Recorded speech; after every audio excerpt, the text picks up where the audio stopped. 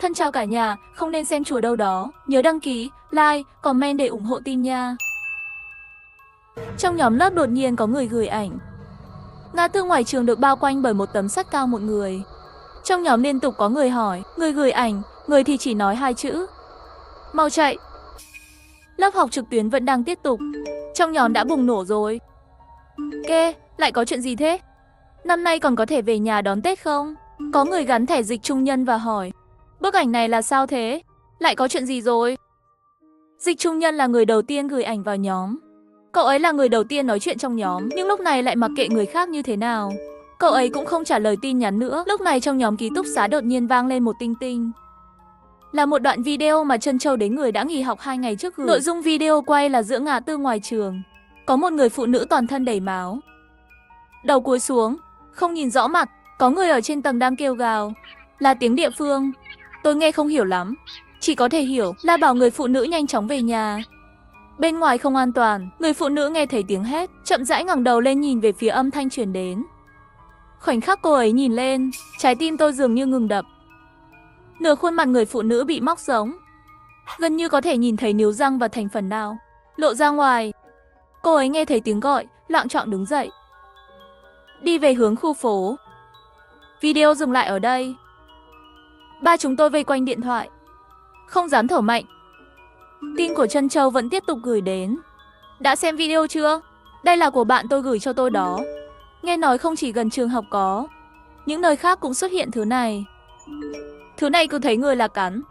Còn cắn không chết. Tôi và Dịch Trung Nhân đang trên đường đến nhà ga. Các cậu cũng mau chuẩn bị đi thôi. Đừng lên tiếng. Tiểu Điền bên cạnh tôi nuốt một ngụm nước miếng. Trời ơi, chuyện gì thế này?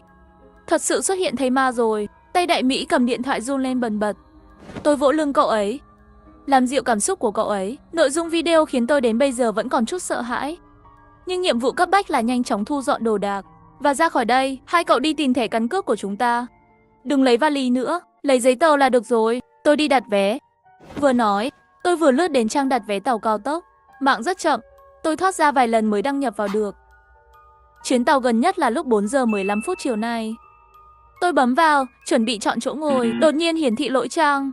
Mở lại lần nữa. Chuyến cả đêm nay đã đầy chỗ cả rồi, không còn tàu nữa. Tiểu Điềm đã lấy thẻ căn cước của ba chúng tôi ra rồi. Cậu ấy đưa cho tôi cái áo khoác trên tay. Nghĩ cách ra khỏi trường trước đã. Giờ không được, chúng ta tìm một chiếc xe cao tốc. Sinh viên trong ký túc xá.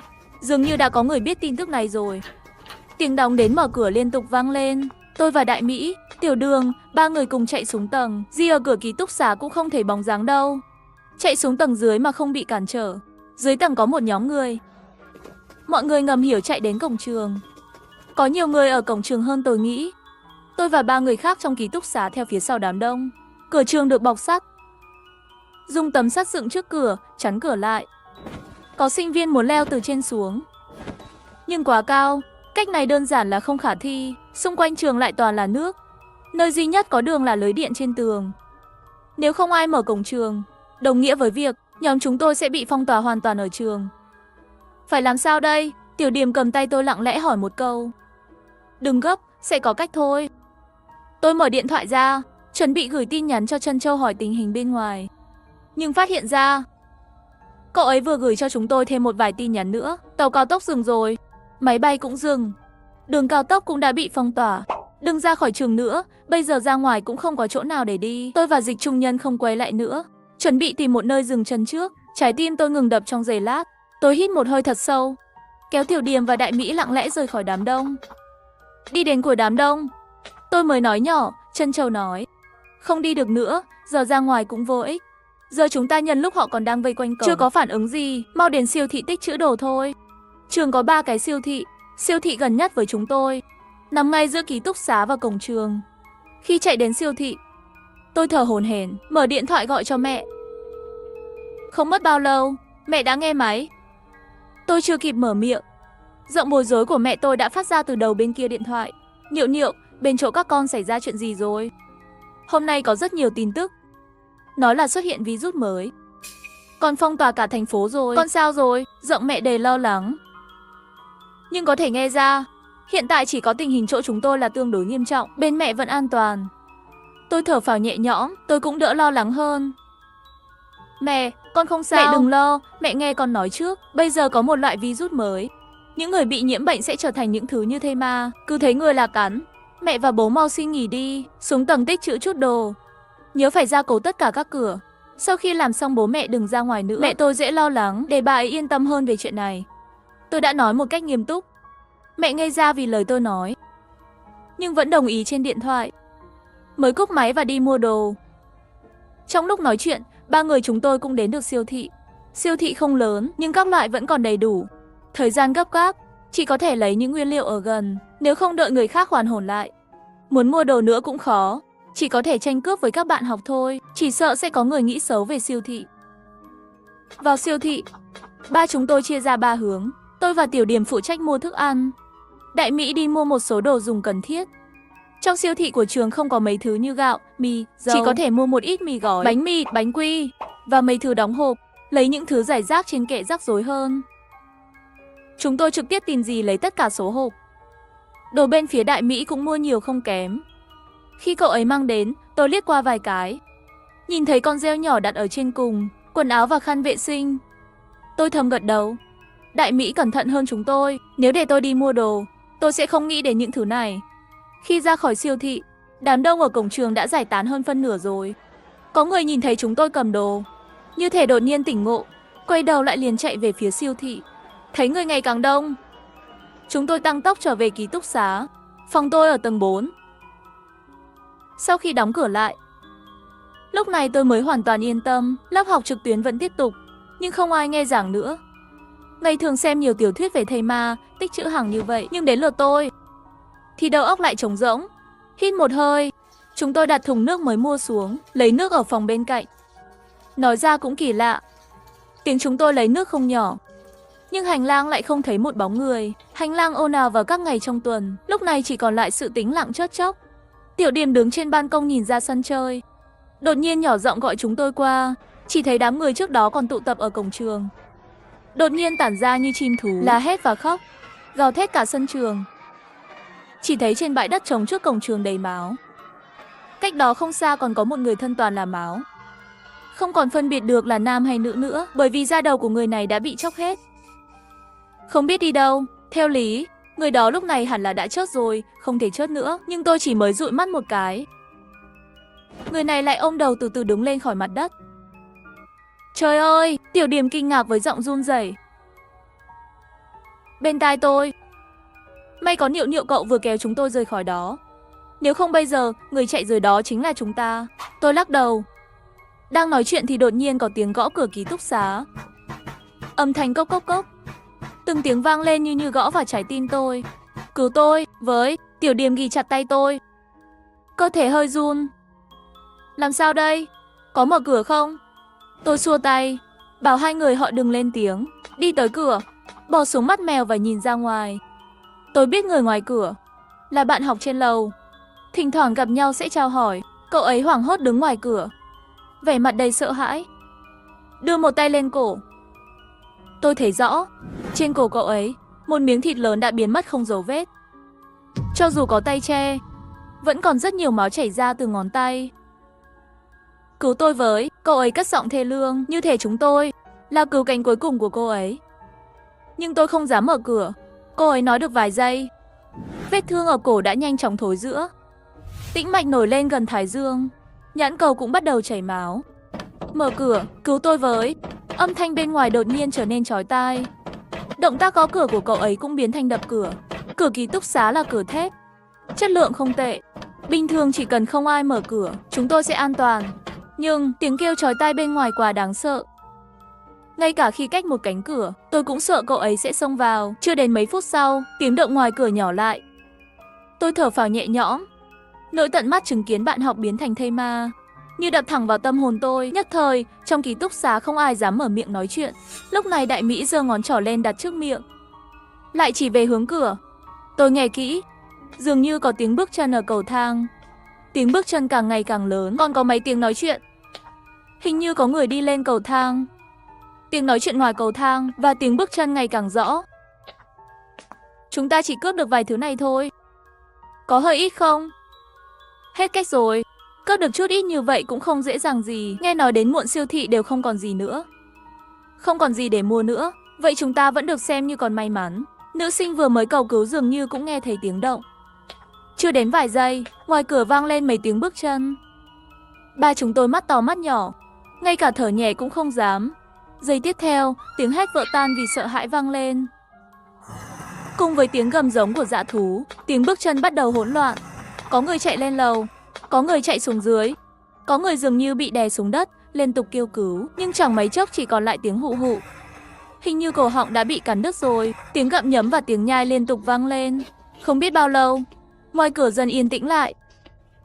Tôi nhìn trộm qua mắt mèo, ngoài hành lang và cầu thang. Không còn ai, chỉ có máu bắn tung tóe khắp sàn và tường. Tôi há miệng, không biết phải nói gì. Vẫn là Tiểu Điểm phá vỡ sự im lặng. Đám Trân Châu đâu rồi? Trân Châu và Dịch Trung Nhân đã tìm một nơi dừng chân rồi. Bây giờ chắc họ đã đi mua đồ rồi. Đại Mỹ cũng hỏi. Lẽ nào bên ngoài không nghiêm trọng sao? Tòa nhà ký túc xá chúng ta giờ đã có thây ma rồi. Hình như có phân vùng. Không phải tập trung bùng phát. Tiểu Điểm bắt đầu hoảng sợ. Vậy giờ chúng ta phải làm sao? Trước tiên hãy thử liên lạc với người khác trong bữa tiệc ở ký túc xá. Thời gian từng giây từng phút trôi qua, hơn 6 giờ tối. Trời đã muộn rồi. Vẫn không liên lạc được với những người khác. Sân thể dục không còn bóng người nữa. Nồi Đại Mỹ mua nóng rất nhanh. Cắm điện là có thể đun nước. Mạnh hơn nhiều so với không có nước nóng. 3 người chúng tôi làm hộp mì ăn liền. Chính phủ đã gửi thông báo rồi. Tiểu Điểm cầm điện thoại lên cẩn thận xem. Lần này thây ma là chia khu vực mà bùng phát. Một số khu vực nghiêm trọng, giờ đã hoàn toàn thất thủ. Có những khu vực lại không tìm thấy dấu vết của thây ma. Hiện tại tạm thời không biết nguyên nhân của đợt bùng phát. Phong tỏa thành phố là vì chỗ chúng ta quá nghiêm trọng. Trước mắt đây là khu vực nghiêm trọng nhất cả nước. Để phòng thây ma, buộc phải làm như vậy. Nhưng nhà nước đã bắt đầu tiến hành cứu hộ, thiết lập vùng an toàn. Tiểu Điểm bỏ điện thoại xuống. Trường chúng ta là vùng nghiêm trọng đó. Điều quan trọng nhất lúc này là sống sót, chờ cứu hộ hoặc đi đến khu vực an toàn. Những thứ này của chúng ta nhiều nhất chỉ đủ để chúng ta trốn trong ký túc xá khoảng 2 tuần. Chờ cứu hộ đến có thể không thích hợp lắm. Tìm khu vực an toàn cũng quá nguy hiểm. Tôi dừng một chút rồi nói tiếp. Cũng không biết những người khác thế nào. Có lẽ là hôm nay tinh thần quá căng thẳng. 3 người chúng tôi cứ như vậy, nằm trên giường cùng nhau, đến ngủ quên lúc nào cũng không biết. Đến lúc tỉnh lại đã là nửa đêm. Bên ngoài ký túc xá vang lên tiếng la hét. Thân chào cả nhà, không nên xem chùa đâu đó. Nhớ đăng ký, like, comment để ủng hộ team nha. Thân chào cả nhà, không nên xem chùa đâu đó. Nhớ đăng ký, like, comment để ủng hộ team nha. 11 giờ rưỡi khuya, cố vấn gửi tin nhắn trong nhóm. Tất cả học viên đến phòng hoạt động họp, ai vắng mặt sẽ bị hủy tư cách ở lại trường. Mọi người đều tức giận mà không dám nói, lặng lẽ trả lời, đã nhận được. Chỉ có Diệp Văn Kiệt của phòng 202 lại trực tiếp nhắn đến, ông đây không đi. Vừa rớt người xong, đang chuẩn bị chạy trốn. Tôi còn tưởng chỉ là anh ta đang tức nên mới nói rớt người, không nghĩ là thật. Vì kỳ thi nên mấy chúng tôi ở lại trường học, không dễ dàng gì mới xin được vào ký túc. Chúng tôi được xếp thống nhất ở tầng 2, tòa số 1. Nhà trường còn đặc biệt sắp xếp cố vấn cho chúng tôi và cho vào một nhóm để quản lý. Có lẽ là nghỉ hè còn phải kiếm sống, nên cố vấn rất tức giận.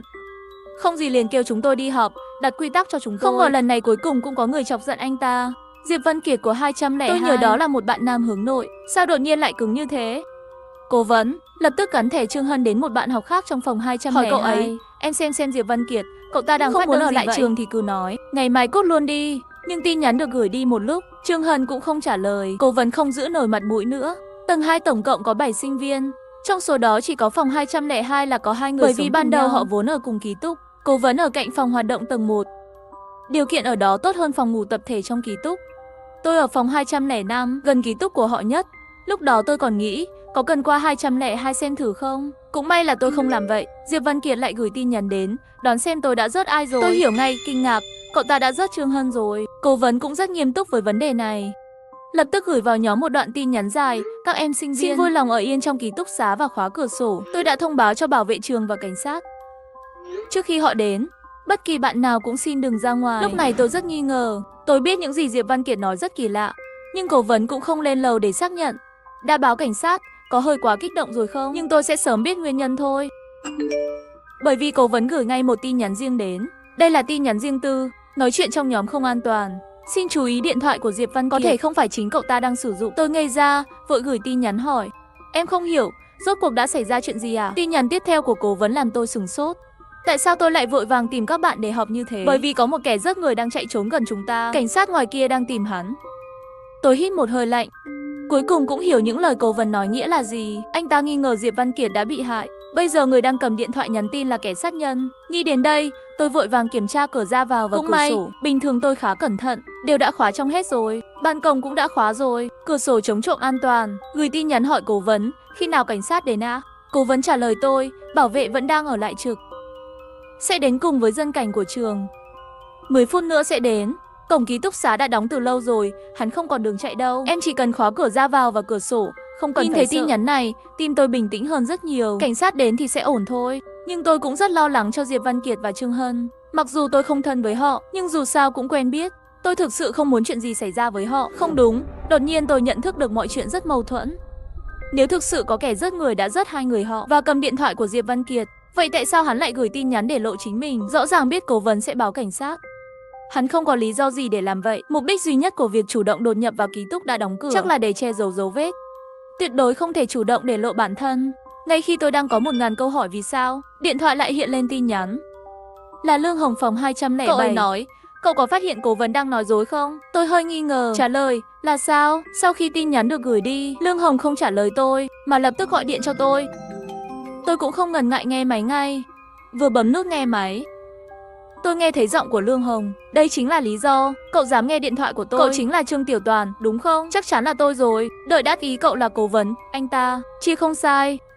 Cố vấn vốn không nghe điện thoại của tôi. Tôi nghi ngờ anh ta không phải là cố vấn, chỉ là không nghe máy mà thôi. Cũng không nhất định phán đoán như vậy được. Tôi lên mạng kiểm tra thông báo của cục công an gần đây. Vốn không có tin tức gì về kẻ giết người đang chạy trốn cả. Liệu có phải là đang điều tra, nên không tiện tiết lộ cho công chúng không? Không thể nào, đặc biệt là trong khuôn viên trường đại học. Nếu có một kẻ giết người ở gần đó, thì các lãnh đạo nhà trường đã phải báo động từ lâu rồi. Sao có thể để một cố vấn còn con xử lý được? Tôi vừa gọi báo cảnh sát rồi. Nếu cậu không yên tâm, tôi khuyên cậu cũng nên gọi cảnh sát một lần. Tình huống này, gọi cảnh sát thêm 100 lần cũng không bị nói gì đâu. Tôi cũng không chắc chuyện gì đã xảy ra, nên tôi còn phải xác nhận sự an toàn của các bạn tạm thời. Tin nhắn của cố vấn, Diệp Văn Kiệt và Trương Hân, cậu đừng tin một chữ nào từ họ, hiểu chưa? Được, không vấn đề. Sau khi cúp máy, tôi cảm thấy cả chuyện này đều không nhất quán. Đặc biệt là khi nói rằng cố vấn có vấn đề. Bởi vì nếu anh ấy có vấn đề, thì tại sao anh ấy lại bảo chúng tôi khóa cửa? Trong khi chờ tin tức của Lương Hồng, tôi cũng gọi báo cảnh sát. Cả quá trình rất suôn sẻ. Sau khi kể lại tất cả các tình hình, người nghe máy nói, cảnh sát sẽ đến điều tra ngay. Điều duy nhất tôi cần làm là đảm bảo an toàn cho bản thân. Cho nên lúc đó tôi cũng không quá sợ hãi. Bởi vì trong phòng đèn rất nhiều. Tôi đã bật nhà vệ sinh và cả đèn ban công. Hơn nữa, vì vạch tín hiệu điện thoại đầy, tôi có thể tự do liên lạc với bên ngoài. Không có lý do gì để sợ. Mặc dù mọi thứ có hơi kỳ lạ, nhưng tôi tin rằng khi cảnh sát đến, mọi thứ sẽ có một lời giải thích hợp lý. Cho dù đó là cố vấn hay Diệp Văn Kiệt, Trương Hân, hoặc kẻ giết người mà tôi không biết có tồn tại hay không, mọi chuyện cuối cùng sẽ sáng rõ. Rất nhanh tôi đã đợi được tin nhắn của Lương Hồng. Cậu ấy thêm tôi vào một nhóm chat và nhắn trong nhóm, trừ cố vấn và hai bạn phòng 202, những người khác đều có thể liên lạc và nói chuyện. Cho nên tôi kéo tôi vào nhóm này. Trước khi cảnh sát đến, có vấn đề gì có thể thông báo cho nhau. Tôi xem thành viên trong nhóm chat. Đúng là ngoại trừ Diệp Văn Kiệt và Trương Hân, 5 người còn lại đều ở trong nhóm. Mọi người bắt đầu động viên nhau. Mọi người đều đã báo cảnh sát. Vụ án không thể còn có chuyện gì lớn nữa. Cho đến khi Trần Tư phòng 208 đột nhiên gửi đến một tin nhắn kỳ lạ. Vừa rồi hình như có thứ gì đó đi qua ban công, đi về phía Lương Hồng. Lương Hồng là phòng 207, nghĩa là thứ gì đó đi qua mà Trần Tư nói là đi về phía phòng 205 tôi. Ngay sau đó Lương Hồng cũng gửi một tin nhắn. Đúng là có một cái bóng đen nhưng lướt qua, tôi không nhìn rõ. Tiểu Toàn, cô đi xem là thứ gì. Họ nói như vậy. Tôi không thể không bước vài bước về phía ban công. Từ xa tôi có thể nhìn thấy hàng rào chống trộm ở ban công. Thoạt nhìn hình như cũng không có vấn đề gì. Có lẽ là một con chim bay qua và làm họ sợ. Tôi đang chuẩn gõ tin nhắn phản hồi. Nhưng vừa cúi đầu, nhìn thấy vị trí dưới cùng của hàng rào chống trộm, lại có một cái đầu người từ từ nhô lên.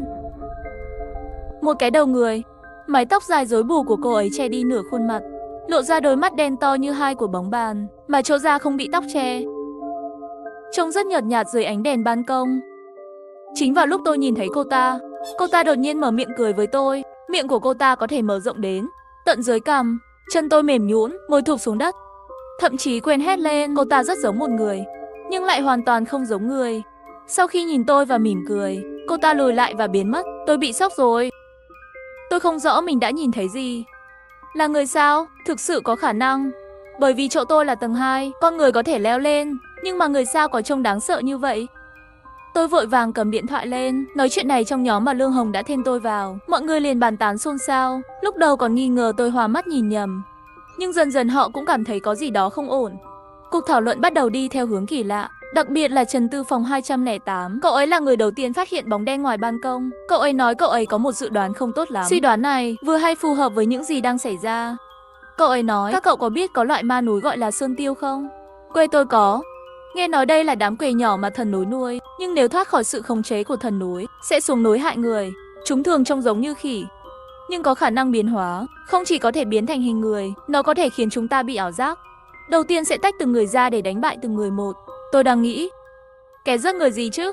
Còn có Diệp Văn Kiệt, Trương Hân, cố vấn mất liên lạc đó, những người này có phải đang bị quấy phá không? Sau khi Trần Tư nói xong, mọi người im lặng một lúc. Bởi vì điều này vượt quá sự hiểu biết của chúng tôi. Trong lòng tôi nghĩ, chúng tôi là sinh viên tin vào khoa học, nhưng trong lòng lại đang mắng chính mình. Tin vào khoa học nào của cô? Cái đầu vừa rồi, cô dùng khoa học giải thích cho tôi đi. Tôi thực sự sợ hãi. Mà lúc này, Diệp Dư Vũ phòng 211 run run gửi đến một tin nhắn. Nghĩa là, để phòng lỡ như, hay là chúng ta ở cạnh nhau đi. Lý Tài Lực phòng 209 lại có chút do dự nói. Lỡ như chính là lúc này gặp phải người xấu thì phải làm sao? Hai người bắt đầu bạn một câu, tôi một câu. Thảo luận qua lại, những người khác đều im lặng.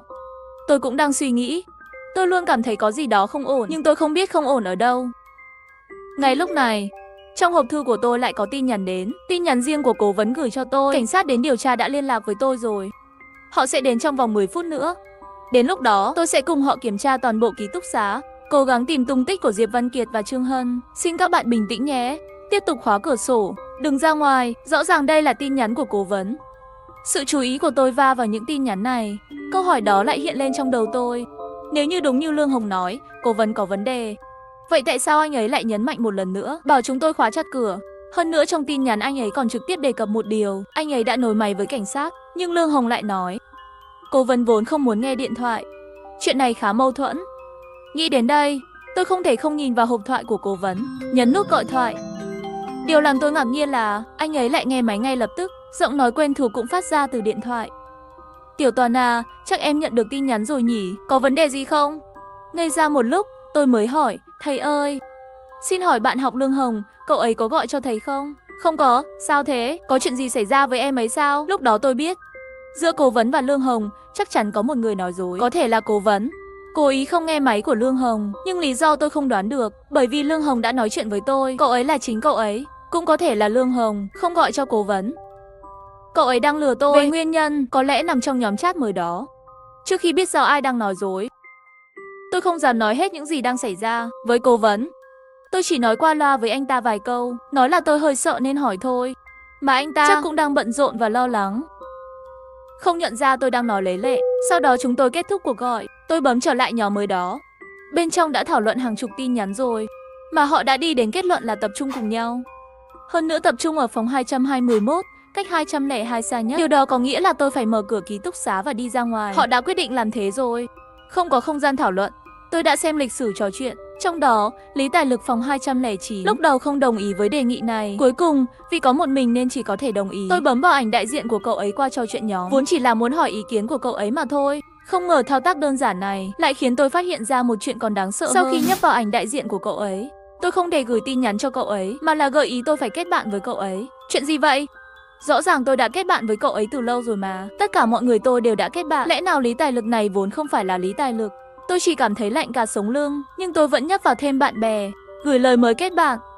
Trong khi chờ cậu ấy chấp nhận, tôi nhấp vào ảnh đại diện của từng người trong nhóm. Xuất hiện vẫn là giao diện giống hệt nhau, không ai trong số họ là bạn bè của tôi. Tất cả đều là tài khoản giả. Ngay lúc đó, tôi đột nhiên phát hiện mình đã bị đá ra khỏi nhóm chat. Lúc đó da đầu tôi tê hết cả lên. Nếu không phải cố vấn gửi tin nhắn đến, nói không chừng tôi đã bị họ đưa đi rồi. Suy nghĩ cực kỳ sợ hãi, nhưng điều tôi không hiểu là Lương Hồng thực sự là Lương Hồng. Chúng tôi cũng nói chuyện điện thoại. Tại sao cậu ta phải tạo một nhóm như vậy và lừa tôi ra ngoài? Nếu nói điện thoại của Diệp Văn Kiệt đã bị bọn côn đồ lấy đi, vậy chuyện gì đã xảy ra với cậu ta? Trong lúc tôi đang rất bối rối, một điều tồi tệ hơn đã xảy ra. Tất cả bóng đèn đột nhiên tắt. Mất điện rồi. Trong bóng tối, tôi bỗng nhảy lên giường bên cạnh. Vài giây sau, nhờ ánh sáng trên màn hình điện thoại, tôi mới quen với bóng tối này. Lại mất điện rồi. Vậy có phải là mọi thứ đang đi theo hướng tồi tệ hơn không? Lúc đó tôi hoàn toàn không hiểu rốt cuộc đã xảy ra chuyện gì. Có thật là có kẻ giết người không? Nếu không Diệp Văn Kiệt và Trương Hân đã đi đâu? Hay là thực sự có ma? Nếu không sinh vật giống như quẻ lướt qua ban công? Là thứ gì? Ngoài ra, chuyện của Lương Hồng là Tại sao? sao Cậu ta phải lừa tôi ra ngoài, thậm chí còn không ngại tạo một tài khoản chat. Nghĩ đến đây tôi mở tin nhắn ra, ngoại trừ Diệp Văn Kiệt, Trương Hân và Lương Hồng, tôi đều gửi một tin nhắn cho tất cả các bạn. Lương Hồng có liên lạc với cậu không? Trong quá trình chờ đợi câu trả lời, Cố vấn cũng kịp thời gửi tin nhắn đến. Các em học sinh không cần sợ, tôi vẫn giữ liên lạc với cảnh sát. Họ sắp đến rồi. Nguyên nhân mất điện tạm thời tôi cũng không tiện đi tìm hiểu. Xin các bạn nhất định phải khóa cửa, đừng ra ngoài. Lần này, tôi hoàn toàn tin rằng Cố vấn không phải là người xấu, bởi vì anh ấy luôn nhấn mạnh, bảo chúng tôi khóa chặt cửa. Tôi chuẩn bị gọi cho anh ấy, kể hết những gì vừa xảy ra, xem anh ấy có manh mối gì không. Nhưng ngay lúc này, điều làm tôi khó hiểu là Lương Hồng lại gọi điện thoại tới. Rõ ràng là sau khi bị xác nhận trong nhóm đều là các bạn học già, cậu ta đã giận dữ đá tôi ra khỏi nhóm. Tôi còn chưa kịp chất vấn cậu ta đây, cậu ta còn dám gọi điện tới. Vì tò mò, tôi đã nghe điện thoại, chưa đợi tôi nói, cậu ta lại bí ẩn nói ra một đoạn dài. Nghe tôi này, Tiểu Toàn, tôi thật sự không cố ý lừa cậu, nhưng cậu phải nhớ những gì tôi nói. Thế giới cậu đang sống không phải là thế giới thực. Bạn không có gì để dựa vào, tôi cũng không phải Lương Hồng, tôi chỉ có thể liên lạc với cậu thông qua Lương Hồng thôi. Và điều duy nhất có thể khiến cậu thoát khỏi thế giới hư ảo, chỉ có mở cửa ký túc xá và đi ra ngoài. Hãy nhớ phải trước 3 giờ sáng. Giờ cậu có thể không tin tôi, nhưng cậu phải nhớ điều này, bởi vì dần dần, cậu nhất định sẽ tin tôi thôi. Tôi không có nhiều thời gian. Ngay khi tôi đang nghe máy trong mơ hồ, cậu ta lại cúp máy tôi. Chuyện gì vậy? Đây là đang chơi ma trận với tôi sao? Đến thứ vượt xa tưởng tượng như thế giới hư ảo cũng nói ra được, quá giả rồi, mà mục đích quá rõ ràng rồi. Cậu ta vẫn muốn tôi mở cửa ký túc, nhưng tôi không hiểu tại sao cậu ta lại giới hạn đến 3 giờ sáng. Tôi vô thức nhìn thời gian, đã 12 giờ rưỡi rồi. Dù nhìn từ góc độ nào, mở cửa ký túc xá cũng không phải một chuyện lý trí. Tất cả những gì tôi cần làm là đợi cảnh sát đến, tra rõ ở đây rốt cuộc đã xảy ra chuyện gì, tra rõ xem có kẻ giết người hay không, tra rõ xem rốt cuộc Diệp Văn Kiệt và Trương Hồng đã đi đâu. Thậm chí tra rõ xem tại sao Lương Hồng lại nói dối tôi, hơn nữa còn giống như một kẻ lừa tôi với một lý do kỳ lạ. Cho nên tôi vẫn phải làm điều này. Tôi phải nói với cố vấn mọi thứ về Lương Hồng. Nhưng sau khi cúp điện thoại, hộp thư lại hiện lên liên tiếp tin nhắn. Tôi mở ra xem, tất cả đều là họ trả lời tin nhắn của tôi. Đều nói Lương Hồng chưa từng tìm riêng họ, ngoài Lý Tài Lực phòng 209. Lý Tài Lực thật sự, nội dung anh ấy trả lời tôi là cậu ấy đã tìm tôi tìm cậu ấy. Tôi phải mở cửa ra xem chia đừng, quá nguy hiểm. Tôi không nghĩ gì mà, cứ trực tiếp gửi tin nhắn này đi. Nhưng Lý Tài Lực lại không trả lời tôi. Chuyện cấp bách, tôi đã gọi ngay cho cố vấn. Anh ấy cũng nghe máy ngay. Tôi ưu tiên nói với anh ấy về chuyện của Lý Tài Lực. Anh ấy nói sẽ gọi cho bên kia ngay. Sau khi cúp máy, tôi lo lắng chờ đợi. Sau đó, tôi đợi được một tin nhắn từ Lý Tài Lực. Tôi hé cửa, thấy bên ngoài có một bóng đen đang tiến về phía tôi. Tôi liền đóng sập cửa vào. Thực sự quá nguy hiểm rồi. Cái bóng kia không biết có phải là người hay không. Thầy cố vấn cũng gọi điện cho tôi rồi. Cảm ơn cậu đã nhắc nhở tôi, không thì tôi suýt mất mạng rồi. Biết cậu ấy không sao, tôi thở phào nhẹ nhõm. Đồng thời tôi cũng hoàn toàn khẳng định Lương Hồng đang nói dối chúng tôi, bởi vì lời cậu ta nói là mở cửa ký túc xá mới có thể rời khỏi thế giới hư ảo gì đó này. Nhưng Lý Tài Lực đã mở cửa rồi, ngoài việc suýt gặp nguy hiểm thì không có gì xảy ra. Thật đáng sợ. Rốt cuộc Lương Hồng sao thế? Lẽ nào cậu ta đã bị thứ gì không sạch sẽ chiếm hữu rồi sao? Tôi lại nhớ thứ không rõ, lướt qua ngoài ban công. Ngay lúc này, cố vấn lại gọi điện đến. Anh ấy trực tiếp nói không liên lạc được với Lương Hồng nữa. Tôi cũng không rõ em ấy đang làm gì, nhưng em ấy là sinh thứ 3 không liên lạc được trong hôm nay. Lần này rắc rối lớn rồi. Tôi vô thức hỏi lại, cảnh sát đâu ạ? Từ lúc báo cảnh sát, thời gian đã trôi qua lâu như vậy rồi, sao cảnh sát vẫn chưa đến à? Đó là lý do tại sao tôi nói rắc rối lớn. Tôi tạo một nhóm để thống nhất với các em nhé. Chuyện có thể không đơn giản như tôi nghĩ. Nói xong cố vấn cũng cúp máy. Tôi lại mơ hồ rồi. Chuyện này lại là sao đây? Rất nhanh tôi lại có thêm một nhóm chat nữa. Trừ tôi và cố vấn ra, chỉ còn lại Trần Tư phòng 208, Lý Tài Lực phòng 209, Diệp Dư Vũ phòng 211 thôi. Cố vấn viên là người đầu tiên gửi tin nhắn trong nhóm các em sinh viên. Giờ chỉ có vài người chúng ta là có thể liên lạc được. Điều đầu tiên tôi muốn nhấn mạnh là xin các em nhất định phải đóng chặt cửa. Sau khi nói xong câu này, anh ấy mới nói ra những chuyện lạ mà anh ấy gặp phải. Tôi biết mọi người đều đang thắc mắc tại sao cảnh sát vẫn chưa đến. Tôi vẫn tiếp tục nói với các em rằng tôi đã điện cho cảnh sát, nhưng điều kỳ lạ là tới giờ họ vẫn chưa đến. Hơn nữa tôi đã gọi cảnh sát nhiều lần rồi. Người nhận vẫn nói sẽ cử người đến, nhưng gần như vô dụng. Tôi cũng không biết rốt cuộc đã xảy ra chuyện gì, nhưng các bạn khác cứ mất liên lạc từng người một, khiến tôi có một dự đoán không lành. Chúng ta bị kẹt rồi, có thể là thứ gì đó như ma đập tường. Có lẽ người nói chuyện với tôi không phải cảnh sát. Lý Tài Lực cũng lập tức nói. Cũng có nghĩa là thứ em vừa nhìn thấy qua khe cửa thực sự không phải người. Em biết em không bị hoa mắt mà. Thứ đó nhỏ lắm, trông giống như một con khỉ, gắn thêm một cái đầu người. Tiểu Toàn, không phải cậu cũng nhìn thấy sao? Mô tả của cậu ấy khiến hình ảnh kinh dị mà tôi thấy hiện về.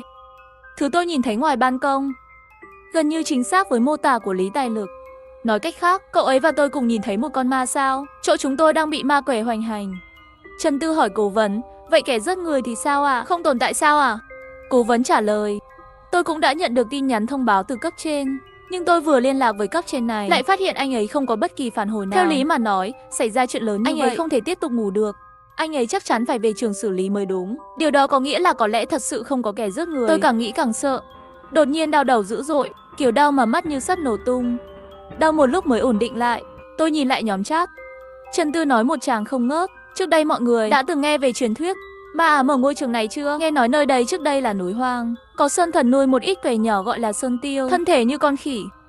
Theo truyền thuyết, khi trường chúng ta khởi công xây dựng đã phá hủy đền thờ trên núi, cho nên sơn tiêu cũng không bị khống chế, thỉnh thoảng có thể ra ngoài hại người. Trước đây cũng có tin đồn có người bị rớt chớp, nó cũng không có pháp lực gì, chỉ có thể làm một số thứ đơn giản như ma đập tường và kiểm soát linh hồn của người chết để họ mê hoặc người sống. Cái này có phải vừa hay hợp lý rồi không? Chính là Diệp Văn Kiệt gửi tin nhắn bừa bãi, còn có nguyên nhân Lương Hồng lừa dối chúng ta nữa. Sau khi nghe lời giải thích của cậu ấy, tôi càng sợ hãi hơn. Nếu thật sự có thể thao túng linh hồn người chết, thậm chí còn có tấm bình phong như ma đập tường, vậy rốt cuộc chúng tôi phải làm gì mới được? Cố vấn đã đưa ra câu trả lời, bất kể thế nào, mong các em sinh viên nhất định không được sợ hãi, đừng hoảng loạn, nhất định phải kiên quyết khóa chặt cửa, chờ đến khi trời sáng, có lẽ mọi thứ sẽ ổn thôi.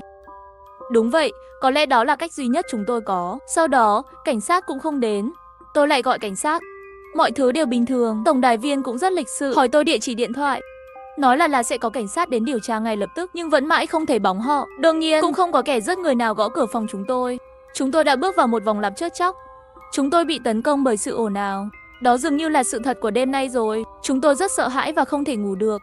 Luôn nói chuyện trong nhóm để động viên nhau. Thành thật mà nói, có người bầu bạn khác hẳn, tôi cũng dần dần không còn sợ hãi như vậy nữa. Thời gian từng phút qua đai, đã hơn 2 giờ sáng rồi. Vài tiếng nữa là trời sáng. Có lẽ mọi thứ sẽ thực sự được giải quyết. Đây là một đêm vô cùng dài. Đặc biệt là một loạt thao tác của Lương Hồng thực sự mang đến cho tôi rất nhiều câu hỏi. Cậu ta còn nhắc cái gì mà trước 3 giờ sáng nhất định phải mở cửa? Sao lại là 3 giờ? Tôi có chút nghi ngờ, thời gian mở cửa sắp đến rồi. Trong lòng tôi lại có chút lo lắng. Thế giới này thật sự có ma sao? Một thế giới có ma lẽ nào không hư ảo sao? Mặc dù lời nói của Lương Hồng rất vượt xa trí tưởng tượng, nhưng trong thực tế lại xuất hiện sơn tiêu quẻ quái như vậy. Chuyện này cho tôi cảm giác rất hư ảo. Tôi đang khôi phục lại đoạn ký ức Lương Hồng tìm tôi trong đầu. Đột nhiên nghĩ đến có chút vấn đề. Chắc Lý Tài Lực không biết, tôi từng thấy một con ma nhỏ ở ngoài ban công. Bởi vì lúc đó trong nhóm của Lương Hồng tạo, không phải các bạn sinh viên trong đó đều là giả sao? Lý Tài Lực thật sự lúc đó không có trong nhóm. Có lẽ cậu ta cũng không phải Lý Tài Lực thực sự. Hơn nữa sau khi nhóm của Lương Hồng tan rã, tôi cũng không nhắc đến chuyện này với ai nữa. Vậy tại sao Lý Tài Lực này lại biết? Ngoài ra, tôi cũng tìm ra một điểm kỳ lạ khác. Trần Tư chắc cũng không biết Lương Hồng đã lừa tôi mới đúng, bởi vì tôi chưa bao giờ nói với cậu ấy. Theo lý, họ cũng không có bất cứ kênh nào để biết. Đặc biệt là chuyện tôi nhìn thấy con ma nhỏ ở ban công, nhưng họ lại nói ra một cách tự nhiên như vậy. Chẳng lẽ họ cũng có vấn đề sao? Càng nghĩ về nó, tôi càng sợ, càng nghĩ thì đầu càng đau.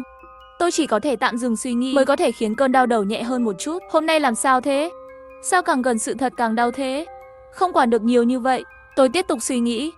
Đầu tiên là Diệp Văn Kiệt gửi đến một tin nhắn giết người. Tin nhắn này mở màn một đêm. Nhưng cậu ta lại xuất hiện rất vô lý. Nếu là sát nhân giết Diệp Văn Kiệt và Trương Hân, vậy thì hắn không cần phải gửi tin nhắn cảnh báo thế này để phơi bày bản thân. Nếu là suy đoán của Sơn Tiêu lúc này, vậy Sơn Tiêu phải có người mở cửa mới có thể vào hại người. Hắn gửi tin nhắn như vậy cũng khiến chúng tôi tăng cường cảnh giác. Bất kể là suy luận nào cũng không hợp lý. Tin nhắn này chỉ có thể mang lại cho tôi một kết quả: khóa cửa sổ, đừng ra ngoài, ngoại trừ một người, Lương Hồng. Tôi nhớ cuộc điện thoại cuối cùng cậu ấy gọi cho tôi. Cậu ấy nói cậu ấy không có nhiều thời gian, sau đó vội vàng nói một tràng. Trong đó có một câu là nội dung tôi đã bỏ qua. Cậu không có gì để dựa vào. Tôi không có gì để dựa vào sao? Thực sự mà nói không vấn đề, bởi vì dù là cảnh sát, cố vấn hay bạn học, không ai trong số họ thực sự giúp tôi, ngoại trừ những người trong vụ việc. Những người ngoài vụ việc đâu? Người thân và bạn bè của tôi, ít nhất là bố mẹ tôi. Tôi mở danh bạ và tìm thấy điện thoại của bố tôi, gọi vào thấy số trống. Điện thoại của mẹ tôi gọi qua cũng là số trống. Tôi bắt đầu hoảng sợ. Tôi nhớ là tôi có bố mẹ. Sau khi không thể gọi điện thoại cho họ, tôi đột nhiên quên mất khuôn mặt của họ. Thế giới này thật sự không phải thế giới thật sao? Cho nên ở đây chỉ có một mình tôi là người sống. Tôi không có gì để dựa vào. Những gì Lương Hồng nói có lẽ là thật. Tôi do dự rồi. Rốt cuộc có cần ra ngoài xem không? Tôi từng bước chậm rãi đi đến cửa ký túc. Nhìn thời gian đã là 2 giờ 50 phút rồi. Nếu những gì Lương Hồng nói là sự thật, vậy thì tôi sắp hết thời gian rồi. Tôi đặt tay lên tay nắm cửa. Lòng bàn tay ướt đẫm mồ hôi. Tôi đang tự an ủi mình. Tôi chỉ nhìn một cái thôi, rồi đóng lại ngay. Tôi nhẹ nhàng vặn mở khóa. Cửa mở ra và có một ánh sáng trắng. Là ánh nắng mặt trời. Bên ngoài là ban ngày sao? Đây thật sự không phải là một thế giới thực sao? Ánh sáng trắng có hơi chói mắt nhưng rất ấm áp. Tôi đột nhiên cảm thấy đau ngực. Đầu càng đau hơn. Bên tai còn truyền đến tiếng gọi của một người con trai. Tiểu Toàn, tỉnh lại đi. Tôi nhìn người con trai trước mặt tôi.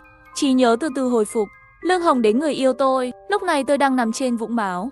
Thấy tôi tỉnh dậy, Lương Hồng lập tức ôm lấy tôi. Hôm nay tôi và Lương Hồng đi chơi trò chơi ma quẻ một lần. Nội dung chung của trò chơi là về biểu hiện sau khi bị Sơn Tiêu chiếm hữu. Vốn là chơi rất tốt.